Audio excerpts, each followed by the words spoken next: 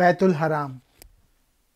کھولتا ہوں عقدہ کار حیات، تا ہو تو آگئے اسرار حیات. فکر کی صورت ہے اس میں خود سری، ہر جہت سے اس کا دامن ہے بری. یہ جہان دیر و زود اس کا نہیں، وہ اسیر ماضی و فردا نہیں. ڈال اپنی ذات پر تو ایک نظر، جس رم پہم ہے کیا اے بے خبر. آتش نادیدہ ہو جب تک بلند، کر دھوئیں سے اپنے اس کو پردہ بند. اس کی رو جب تک نظر آئے سکون، رہتی ہے وہ آب گوہر کا فسوں. آتش خاموش رہ کر سر بسر، لالا بن کر اگتی ہے پھر شاخ پر. فکر تیری ہے گراں خیز اور لنگ، گل نشینی ہے اسے پرواز رنگ. زندگی مرغ نشیمن ساز ہے، رنگ کیا کچھ اور جز پرواز ہے. ہے قفس میں روح آزادی بھی ہے، نغمہ پیرا بھی ہے فریادی بھی ہے. بال و پر ہیں اس کے پروازی مزاج، کرتی ہے اپنے مرض کا خود علاج. یہ نظم اس موضوع پہ ہے کہ کسی ملت کی بقا جو ہے وہ مرکز کی طالب ہے، اور ملت اسلامیہ کا یہ مرکز بیت الحرم یعنی کعبہ ہے. پہلے شعر میں اقبال کہہ رہے ہیں کہ میں زندگی کے معاملے کی گتھیاں سلجھاتا ہوں اور تجھے زندگی کی حقیقتوں سے آگاہ کرتا ہوں. جیسے خیالات ہر وقت تبدیل ہوتے رہتے ہیں، تو خیال کی مانند اپنے آپ سے بھاگنا اس کا شیوا ہے، اور اطراف سے دامن کشا رہنا اس کا پیشہ ہے، یعنی کبھی ایک طرف کبھی دوسری طرف.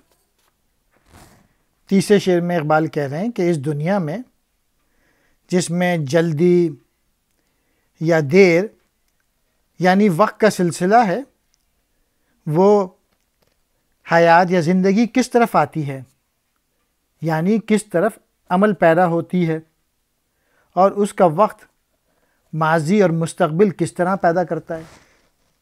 اگر تو عقل مند ہے، بصیرت والا ہے، تو خود پر نظر ڈال اور اے بے خبر، پھر تجھے پتہ چل جائے گا کہ تو بھی مسلسل بھاگ دوڑ کے سوا کچھ نہیں ہے. یعنی تو جو ہے زندگی کی ضروریات کو پورے کرنے کے لیے مسلسل دوڑ دھوپ میں مصروف ہے. جب زندگی چاہتی ہے کہ اپنی ان تابانیوں کو نمایاں کرے جو نظر نہیں آتی، تو اس کا شعلہ اپنے دھوئیں سے ارد گرد پر تیار کر لیتا ہے. یا کہنا چاہیے کہ جب نظر اس کی سیر کو سکون کی حالت میں دیکھتی ہے، تو زندگی کی ندی میں جو لہر ہے وہ بند کر اور پیوستہ ہو کر موتی میں پہنچ جاتی ہے. جس طرح پانی کی موج ٹھہراؤ کی صورت میں موتی بن جاتی ہے، کچھ یہی کیفیت زندگی کی ہے. زندگی آگ تھی، پھر اس نے دم سادھا اور لالے کا پھول بن کر ایک شاخ سے باہر نکل آئی. تیری فکر خام ہے، کچی ہے، بیدار ہونے میں سست ہے اور لنگڑی ہے. تو نے رنگ کی پرواز پر پھول کی تہمت لگا دی. وہ تو رنگ کا پرندہ ہے جو ہر وقت اڑتا رہتا ہے. زندگی پرواز کے سوا کچھ نہیں.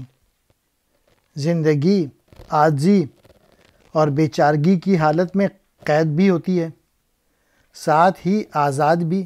وہ گیت بھی گاتی ہے اور وہ نالہ بھی کرتی ہے. زندگی خود ہی اپنے کاموں کے رشتے میں گرائیں ڈالتی ہے، پھر جتنی مشکلات جمع ہو جاتی ہیں انہیں آسان بھی کر لیتی ہے. عقدہ کہتے ہیں گتھی کو، گرہ کو. کار کہتے ہیں معاملے کو. جہان دیر و زود مراد ہے یہ دنیا.